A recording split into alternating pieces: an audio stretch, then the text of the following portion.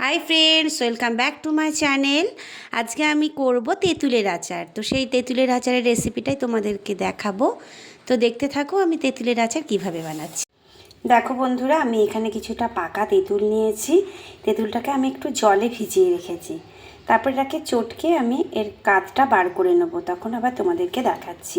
এখানে আচারের জন্য আমি একটা ভাজা মশলা তৈরি করে নেব। তার জন্য নিয়েছি শুকনো লঙ্কা, একটু ধনে, গোটা ধনে, আর এটা মৌরি, আর একটু গোটা জিরে। আমি এটাকে একদম শুকনো খোলায় ভেজে গুঁড়ো করে নিচ্ছি। তো দেখো, এখন কড়াইটা গরম হয়ে গেছে।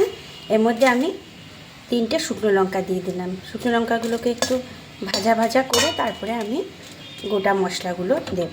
লঙ্কাটা একটু ভাজা ভাজা করে নিয়েছি। এবার এই মশলাগুলো, গোটা জিরে, গোটা ধনে আর মৌরিটাকে দিয়ে এবার আমি ভেজে নিচ্ছি এর সাথে।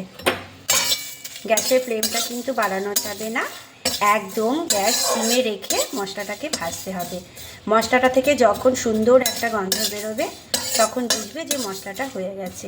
মশলাটা কখনোই একদম লাল কড়া করে ভাজবে না, তাহলে কিন্তু মশলার যে গন্ধটা সেটা নষ্ট হয়ে যাবে। দেখো, মশলাটা আমার ভাজা ভাজা করা হয়ে গেছে। এবার আমি মশলাটা নামিয়ে গুঁড়ো করে নেব। দেখো, এবার আমি চটকে তেঁতুলের পাল্পটা বার করে নিচ্ছি। এদিকে দেখো, আমি কিন্তু ভাজা মশলাটা গুঁড়ো করে নিয়েছি মিক্সিতে। কড়াইটা গরম হয়ে গেছে। এবার আমি খানিকটা সর্ষের তেল দিয়ে দিচ্ছি।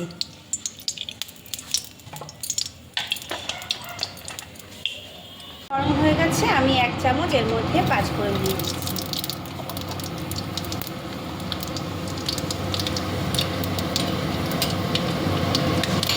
তোলাতে ছেটে না। এবার এই তেঁতুলটা আমি এর মধ্যে দিয়ে দিচ্ছি। তেঁতুলটা দিয়ে একটু ভাজা ভাজা করে নেব।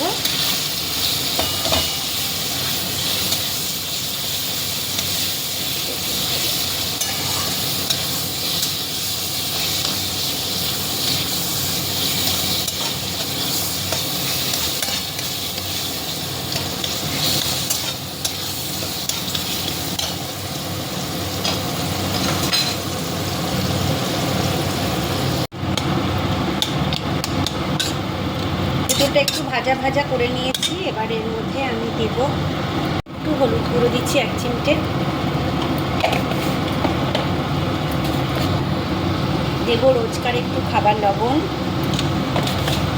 আর দিচ্ছি বিট লবণ। দিয়ে এবার আমি এটাকে ভালো করে নাড়াচাড়া করে নেব। এবার আমি এর মধ্যে চিনি ঢেলে দিচ্ছি।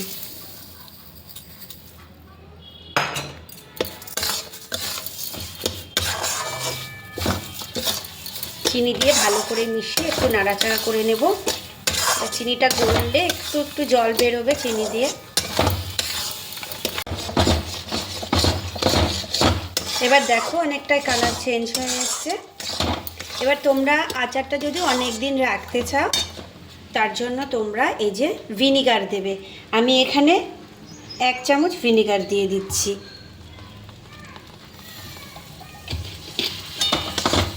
ভিনিগারটা দিয়ে ভালো করে মিশিয়ে নেবে। আমি আরও খানিকটা টানিয়ে নেব আচারটাকে, তারপরে দেব ভাজা মশলাটা। অনেকটাই টেনে এসছে। এবার আমি এই গুঁড়ো মশলা থেকে খানিকটা মশলার মধ্যে ছড়িয়ে দিচ্ছি, দিয়ে নাড়াচাড়া করে নেব। তো দেখো, আচারটা আমার হয়ে গেছে। যখনই দেখবে যে নাড়ার পরে কড়াই থেকে এরকম উঠে উঠে আসছে, কড়াই আর লেগে যাচ্ছে না, তখনই ভাববে আচারটা হয়ে গেছে। তো এবার আমি ঠান্ডা করে নেব আচারটাকে। তো বন্ধুরা দেখো, আমার টকঝাল মিষ্টি আচার একদম তৈরি হয়ে গেছে। এইরকম টকঝাল মিষ্টি তেঁতুলের আচার তোমরা কে কে পছন্দ করো আমাকে অবশ্যই কমেন্টে জানিও। আর আমার এই রেসিপিটা কেমন লাগলো তোমরা জানিও। যারা আমার চ্যানেলে নতুন তারা প্লিজ আমার চ্যানেলটিকে সাবস্ক্রাইব করে বেল আইকনটি প্রেস করে রেখো, যাতে আমার কোনো ভিডিও আপলোড হলে তোমাদের কাছে নোটিফিকেশানটা পৌঁছে যায়। তো আজকের মতো এইটুকুই। আবার দেখা হবে নতুন কোনো ভিডিওতে।